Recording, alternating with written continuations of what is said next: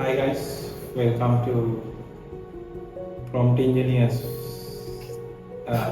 guide of what is prompt. And so in previous weeks we discussed about how agents can form up to a swarm to do tasks, and then just last week we discussed how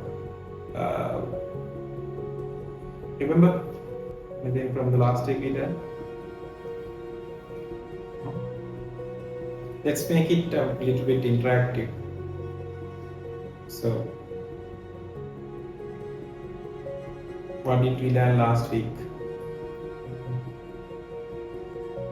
So, we learned about a tool that we can use in automating with agents, Iterate, right? So today, further diving into this, so we started from agent swarms and how we guide it through our BMCs, business model canvas. And today's session, we are going to do a thorough dive into how prompts actually work.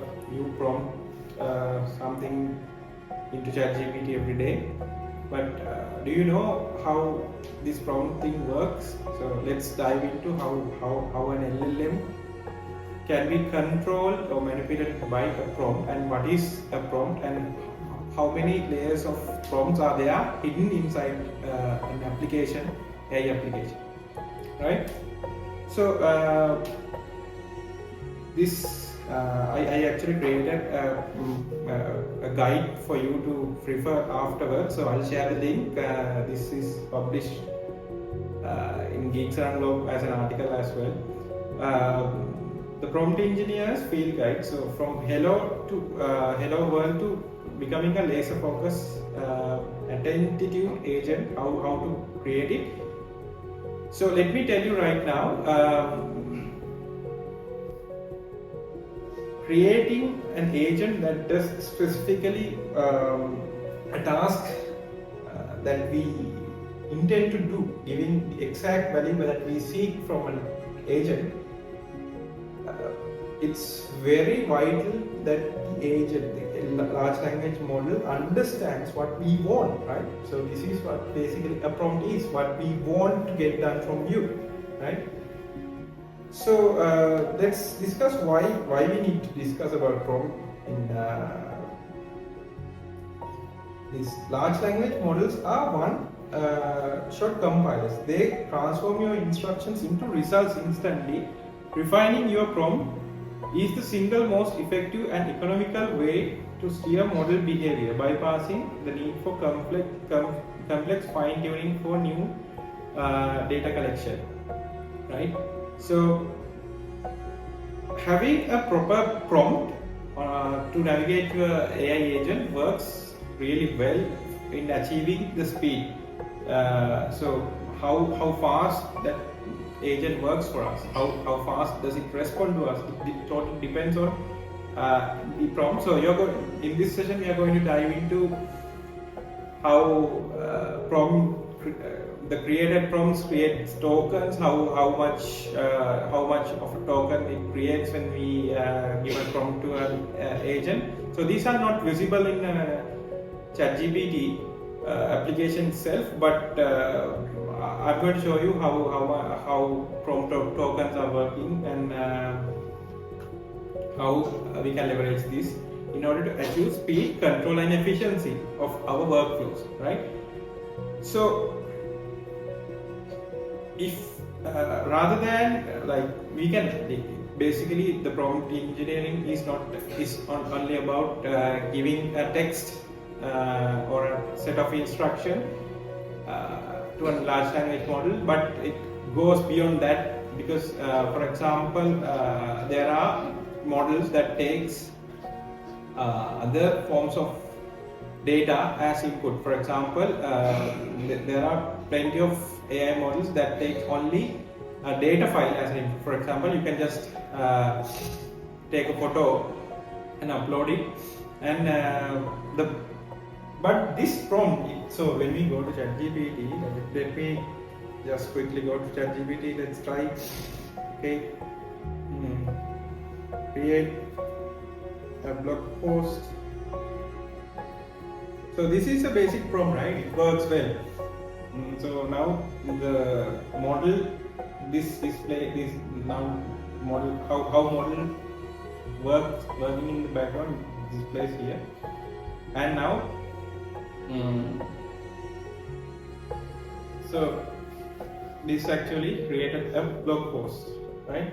So because the last thing I asked was about prompts, so now it is creating me a blog post about mastering the prompt stack, right?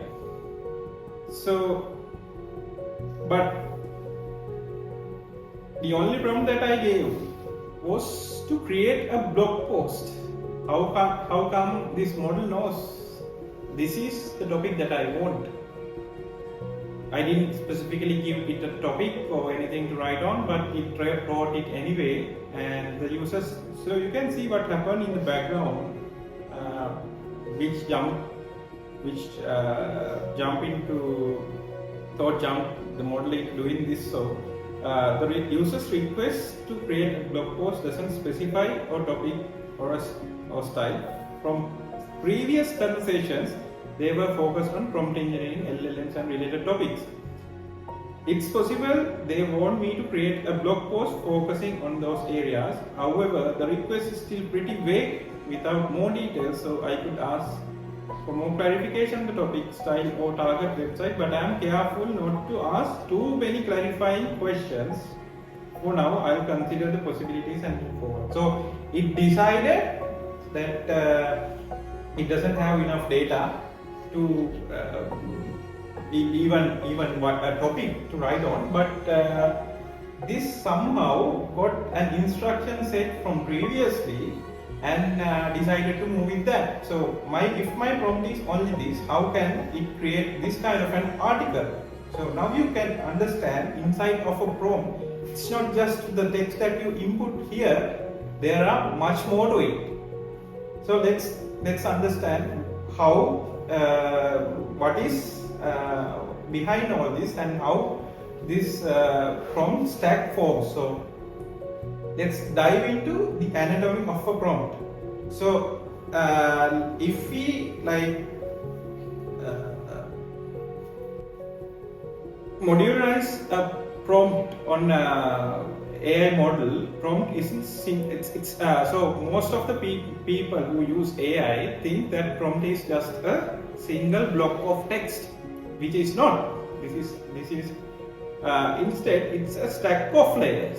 It's like a stack, right? This is kind of a stack, right? So one block of text stack upon on the other, right? A stack of layers. Instructions in higher layers have precedence of and can override lower layers, giving you fine-grained control. So what does that mean? So that means system layer can precede this layer, and developer layer can precede this layer, and tool result layer can precede the user layer, and again history layer is on the bottom. So so in the previous example that I showed you, when we tried to create a blog post through simple prompt create a blog post, what happens here is I am only giving this one, right? So what we input here in the text input field on ChatGPT application is what? This one, user layer. So I am the user for the ChatGPT application, and I input a text. This block is the block that I am creating when I try to prompt through this AI agent that is connected to this ChatGPT application, the model O3. And so to understand this better, let's take a raw example from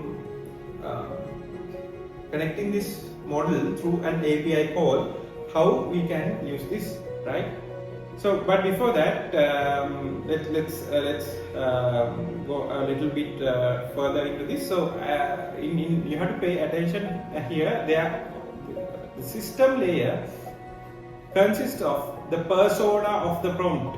That means the chat, that the persona that you see here, given by model O3, it almost feels like it's a human, right? That it has feelings. Now, for example, I can ask,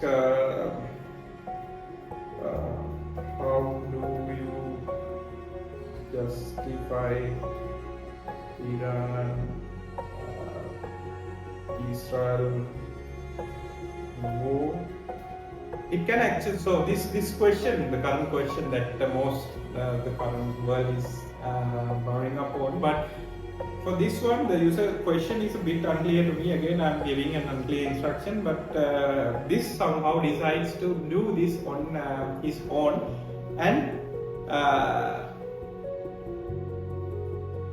you can see it gave me an answer, short answer. You cannot justify Iran, so this kind of thing. But if I change the model here this is the O3 advanced reasoning model, and I'm going to change it to O3, and I'm going to retype the same prompt, and now you see one model responded in a different way to the other model, right? So these are two models giving the same answer to same prompt, and this model refinement is not just the training data, that training corpus of data that it was trained on, but also it can be taken externally and combine it with the system prompt. If you add, so every time, so let's create. This is an N8N workflow that we are using in. So before going to that, I'm going to show you what these layers are. These layers are visible when you're developing AI agents and AI workflows through API, OpenAI APIs. And so let me just. So this AI agent can, now we have a trigger to it, right? So it's a chat trigger.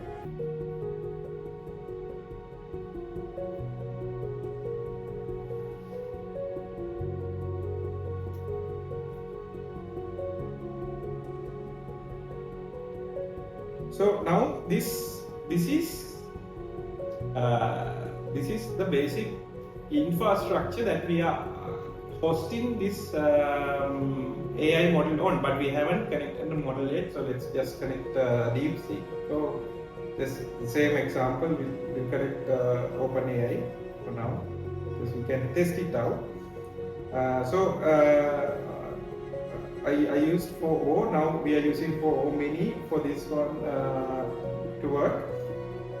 Now this AI agent has a model like this, like you see here, and now it has an interface that to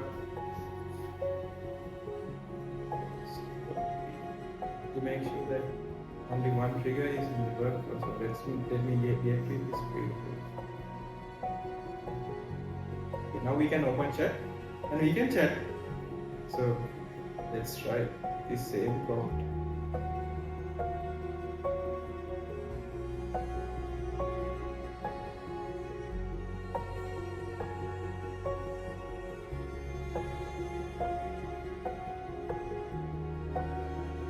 So the AI agent should be outputting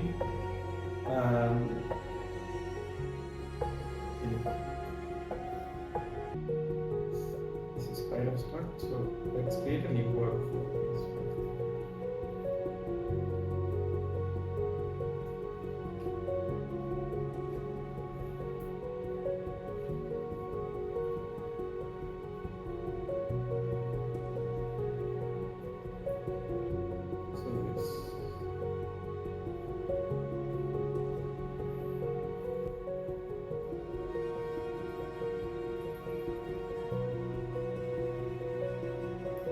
OpenAI model, and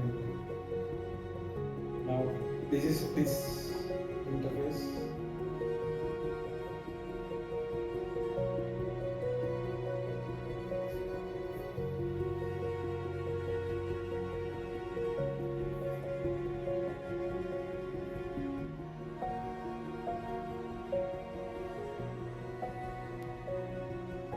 So as you can see now, this AI agent is kind of stuck, right? So we can see any data here as well. So let me try it again and show you. So it actually created so blog post titled "Embracing Minimalism: A Journey to a Simpler Life." So this is nowhere near what I did. This is not from the memory from like this guy did. It's not about prompts. It's about minimalism, which is totally unrelated to what we discussing today. Why that is because this model is basically a stateless model because it doesn't have a memory attached to it. So if we attach a memory to it, it will probably have memory towards the system. So now this is the interesting part. So as I told you earlier, when working with a large language model, it works best when it is given with a stack of prompts, not just one text block of things, but a stack of prompts. We call it the system layer, right? So we can actually do that in here in N8N as well. So this is for the ease of display. This I'm going to show you. You can actually add the system message here. See, this actually outputted an output because this prompt was by default working under us. So that is why this prompt. So now, if you are using a general chat interface like ChatGPT, that means you are probably using with this kind of a system prompt. This system prompt is something that you can't change. You don't get to change every day, or mostly is being set by the developers who develop these applications, right? So similarly, the system prompt that we can so based on, I'm going to give you a simple system prompt. Every time, the one hack that you can do when if you are not clear with what you are doing with ChatGPT or LLMs, always try to make your prompts simpler as possible. So we are going to discuss why, and so based on the user input, your task is to create a blog post SEO optimize. So we can add a bunch of these things, and it will actually work. Suitable for so we know that English is kind of thing in India. So let's try English.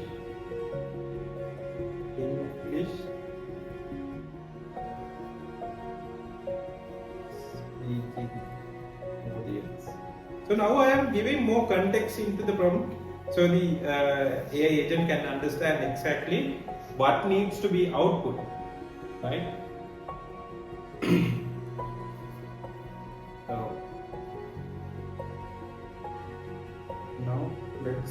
now previously I had to input create a blog. Now that I have saved the system prompt, let's try giving just one idea for blog post.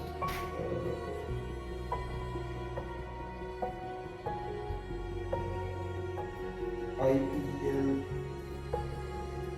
updates 2025, right?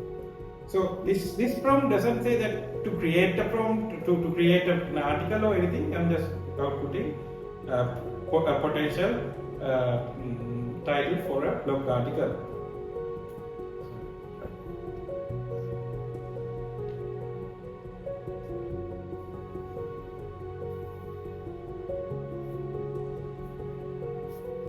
So while trying that, so this should, what kind of an output should we be expecting on this? So while trying on this one, actually let's go back to here. So what we just added a prompt to this system layer. So this chat model works according to a system I set. Similarly, these models also have a system prompt that is not visible to us. So whatever you are playing around, it's basically a very wide range of instructions that can do a lot of day-to-day common tasks. Otherwise, it won't be a general AI assistant for that to give us day-to-day task outputs, right? But if you want a specific, only a very specific, so now you can see it actually created the blog post for us.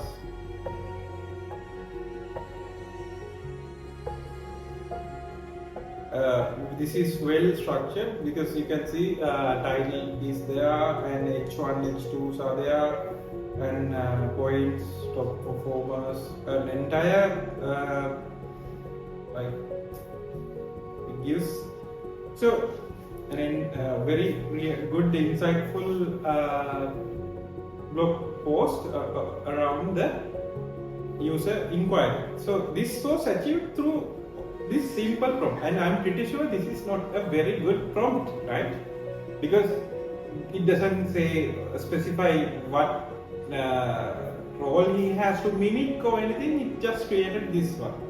So imagine so most of the guys when we are giving prompts to these AI agents and stuff, what we do is we try to create the prompt as long as possible, but that prompt doesn't guarantee a result as of the single line prompt. So a single line, to re-emphasize that, a single line of prompt could yield a better result than a long lengthy prompt. How is that possible?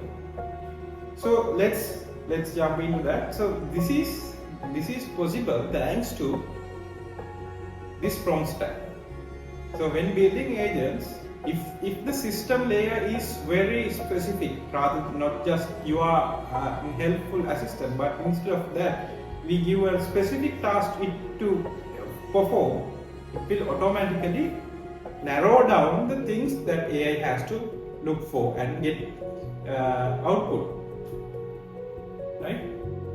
And so there is another layer called developer layer. I'm going to build all these layers in a simple workflow with this chat model that we actually use. And now we have a system prompt, right? So now imagine we are creating an app that needs to be creating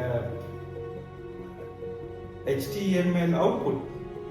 So every time the prompt should tell a LLM to output and format the output in this exact template. So how do we do that? So we can add a system layer to guide the output. Always output.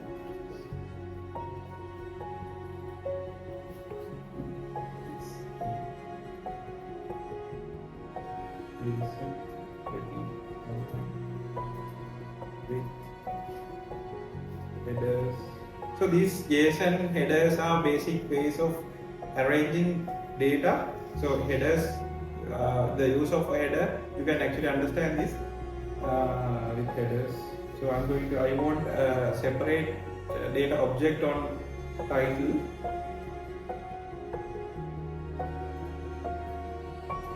Meta the body for now, right? And we can actually create a JSON format.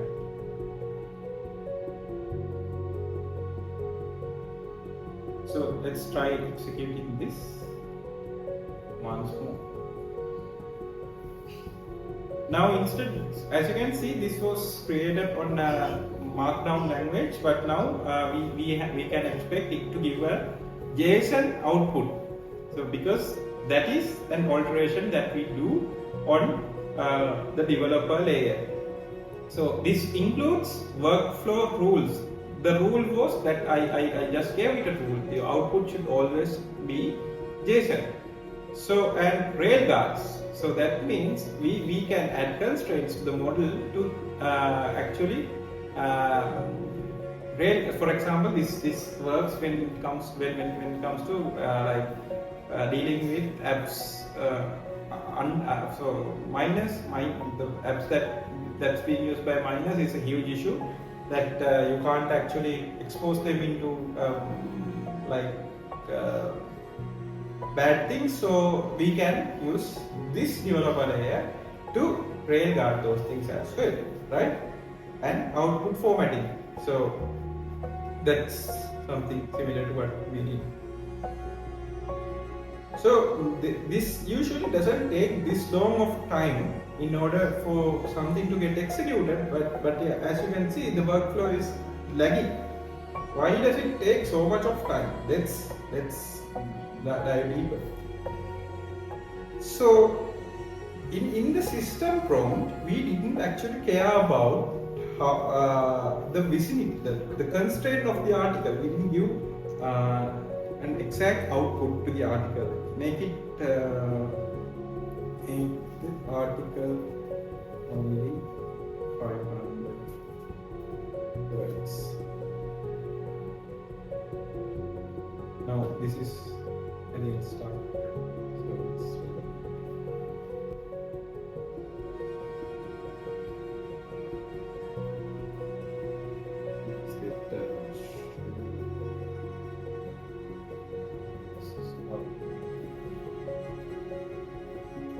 So Sri Lanka versus Bangladesh is now happening.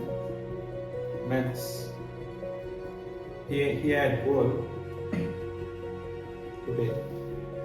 So I don't actually know about this. So what do you think? Should this input give an accurate output for us?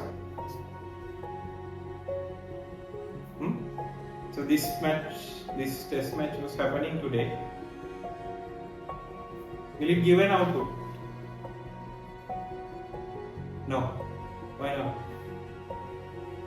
Because the model is trained in 2023 or 2021, or maybe a data that happened, a data set that occurred in the past. So this data is not actually there. Now you can see this actually gave us in English the article in JSON format, right? Now we have an output happening in JSON format, but again this cannot be used as a JSON output. So we can actually add another layer and create this JSON output we want exactly in an exact way. I'm just quickly use Attendees to do that.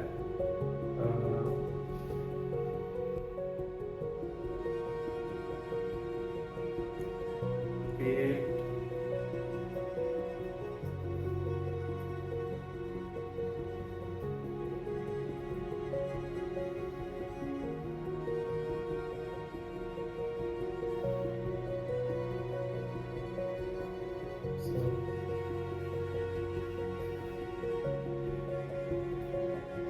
it actually gave me an than what I wanted. So let me just copy it.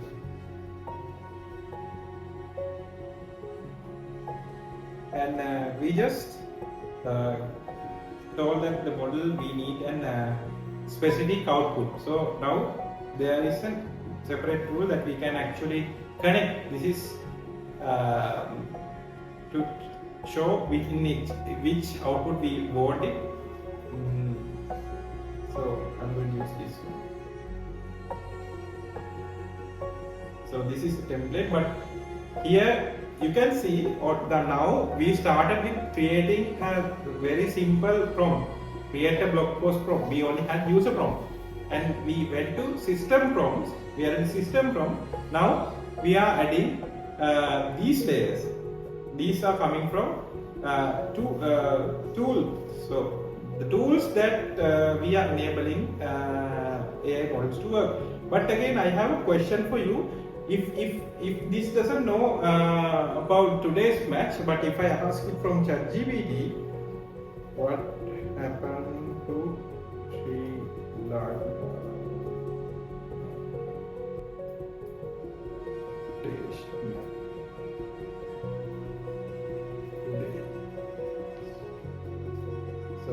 Sorry, I'm pretty sure it's going to understand.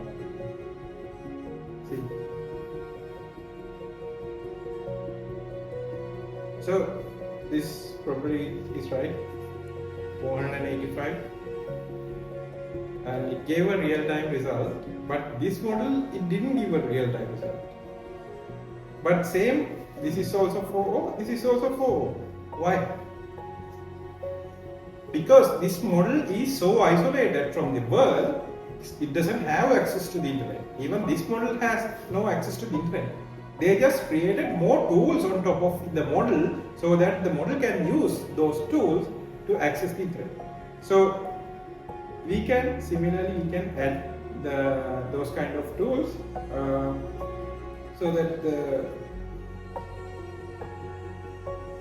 you can use a server. This is one of my favorite.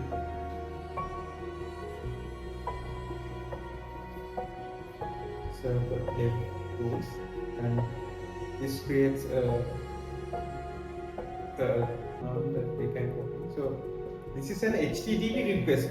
So what's an HTTP request? HTTP request is a model we use when dealing with data flow of the internet. When we go to a web browser and type www.google.com, it sends a signal, HTTP request to the Google server that my device is requesting this data, and it sends me those data in HTML format. That's how internet basically works. So HTTP request we can make inside an application. This is what's happening inside an application as well. So this actually now we have. So this API request, what does this do is this creates an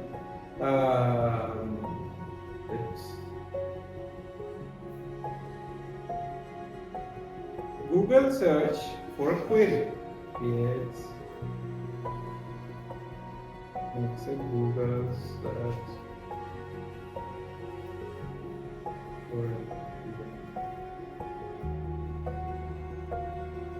query. So I am trying to label everything. Why am I doing it? I will tell you. This is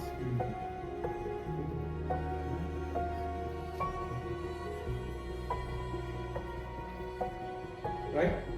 So now model we have connected to chat model. We have an infrastructure to host that chat model's activity, and now we have connected a tool that let the model to serve Google. And so this is, I'm talking about this layer, tool layer. So we put it up.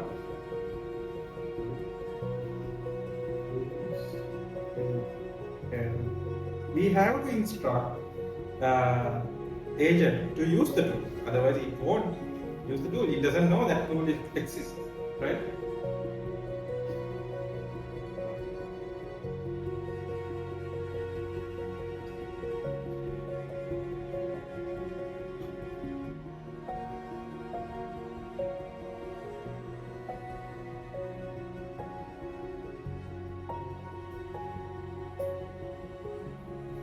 So tool itself explains the work of the tool, so I don't need to go and give more explanation.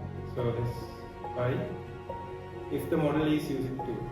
Now it just accesses the internet, the real-time data, and this we can actually see. So this AI model just search Sri Lanka versus Bangladesh match score today. Let's see if the output is correct this time. So day 4 is today, day 4. Okay, so it's got the exact day and it's in goal. So contrary to the previous response, thanks to a tool, LLM now has access to internet and it can perform actions on this. So if say one time is not enough to perform a Google, one Google search is not enough, it can perform multiple times. So now you can see it actually used this LLM 2 times. So let's go and check the result. There is now two tools are working, tool layer is working, and the user layer. This is where we started from. This is the user layer starts here, where we chat with the model, right? And then history. So in history, as still this AI agent, the one we are chatting with, doesn't know the last message that I sent to it, right? It doesn't know. So in order for us to generate an AI agent with memory, such as ChatGPT, because ChatGPT has enough memory, it stores memory, and you can actually view that on memory. On your personal data, on the prompts that you input, on the task that you ask it to do.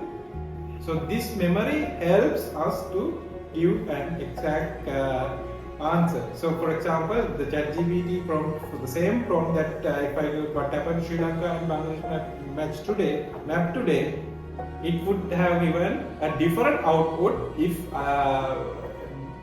this model doesn't create a good relationship, a probability matrix to what's happening with Sri Lanka and Bangladesh today. So this is where it can hallucinate, because the instruction set is clear for an LLM. It has to output the most probable string of text based on the input. So it's going to output something. If it is garbage, then what's the use? Then so this is about the prompt stack. The prompt. So now you can see and see even if you build an application, just connecting an LLM won't be enough if you want to get that work done efficiently and faster and with more control. To do that, you have to understand this system. But thanks to ChatGPT like models and applications, these layers are already developed for us. For example, there is another an AI tool called Perplexity, right? We use that in research. But Perplexity use same models. If you go to Perplexity, I'll show you.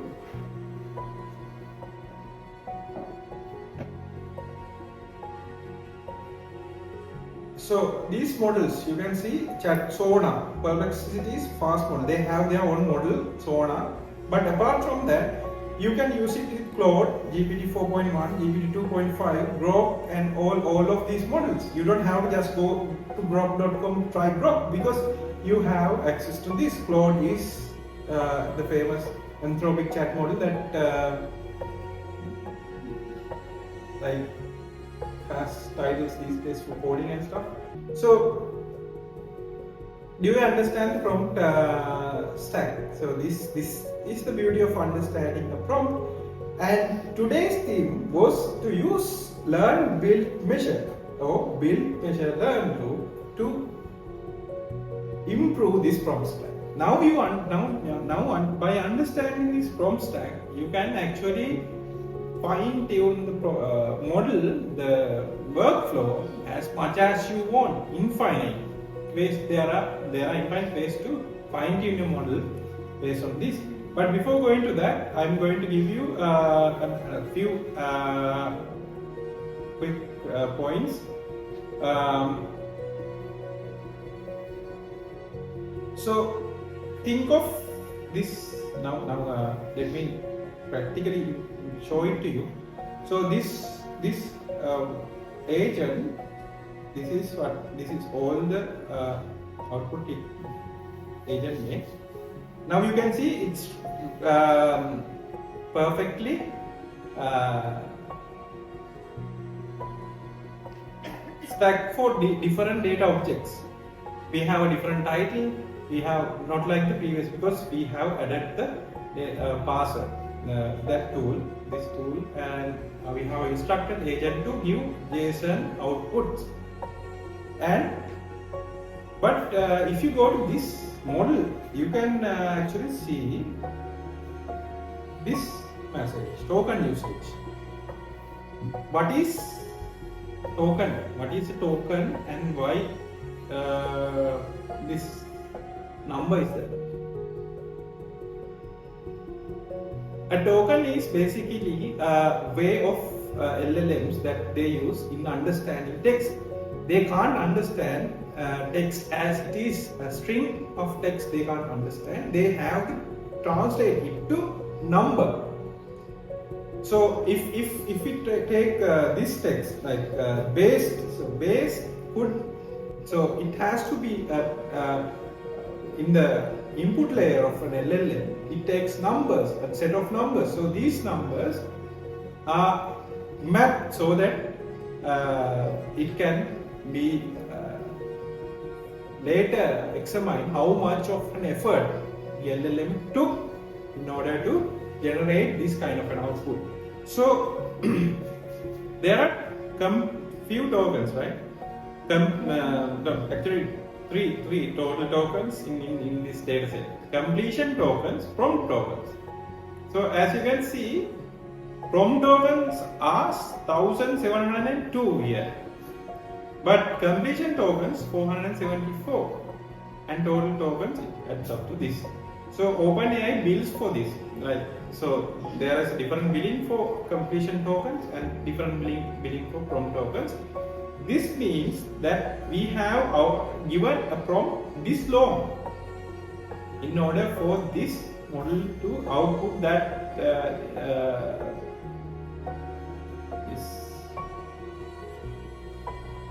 so this only happened, this much of prompt consumed only on the second run. Model ran twice, and the first run it only added, because in the first run it found which query to search right here, and it waited for the query to send back the data, and the second run itself was more than 2000 tokens.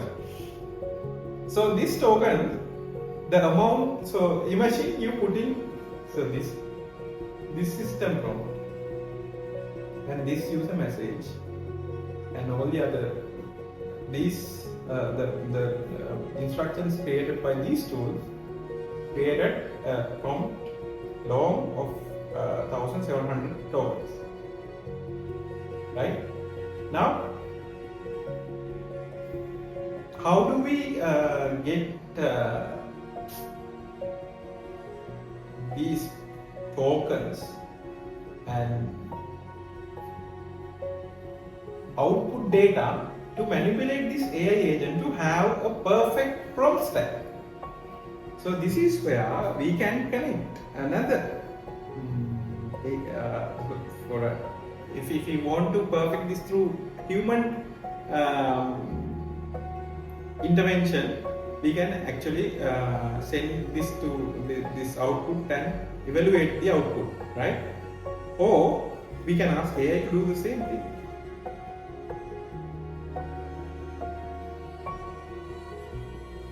So I am creating this AI agent, but I don't think we have time for that. Maybe I'll explain this how we can do this. Now we have created a prompt stack, right? And so in this guide you can see some hacks that you can use, system and developer, and there in the prompt, why do we have these kind of, now you might ask, why do we have this stacked up instead of we can send all together at once? Because this is stacked up, because the model knows it should not be paying attention to all the stack equally. The attention is where these prompts are. First, it looks for the system prompts. That is where all the system works, the entire how it's constrained as a system, and it goes through all these layers.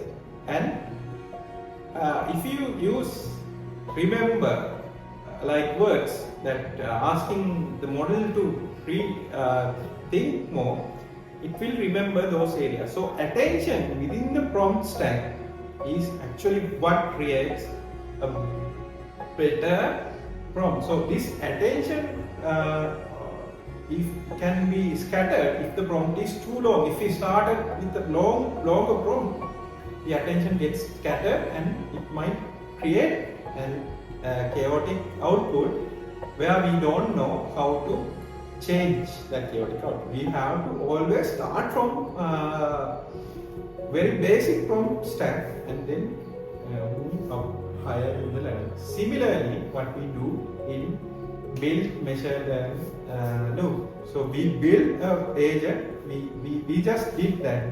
We started with asking it to create a blog post, and now somehow we build upon it. By looking at its output, we build an AI agent that creates an article in English, and that has access to internet and can do real-time search, and then what creates this output in JSON format. I forgot to tell you in previous section, I told you that in here the completion tokens is not only the prompt. It also has what about these data? The data that it retrieved from Google. Look, all the queries. So it just perform a query here, Sri Lanka versus Bangladesh match score today, and these are the organic results. First result, second result, third result, right? So all of this data is sent back to the model to get the done, because this is the raw data that model uses in creating the workflow. So today's session was about how to evolve a prompt of an agent, and now you understand all the layers, the stacks behind every AI-driven application. So if you see an LLM attached to something, it always has this prompt stack attached to it in an application. That is why cursor-like applications who are focusing more on development, they have a system prompt that focuses more on developing and software engineering tasks. But models like, applications like ChatGPT has more general set of system prompts that allows a majority of general audience of their app users to delve into more things. So one one advice, one thing that I found while working with these models is never try to get see things emotionally with the prompt. So you can't ask things from a large language model, because you might be fooling with a system prompt, not an actual everything. So because large language models still can't understand the feelings, that is, so if you feel like it's understanding, that's because they are just using this layer very well, history layer. You asked previously this question, and now I'm inputting this to your answer. It's just that, nothing else. No, knowing you, ChatGPT doesn't know you. ChatGPT is an application, not an AI model. So AI model access is limited, and it only becomes useful by attaching more tools to it and this prompt stack. So with that thought, let's conclude today's session. Thank you for having, and we have audience coming from Facebook and other external areas as well. And I think this kind of discussion should be happening more frequently. We have to explore how AI is changing our day-to-day lives, and what is the future that has to come thanks to these newly emerged technologies and their byproducts and their main products as well. Right. Thank you very much.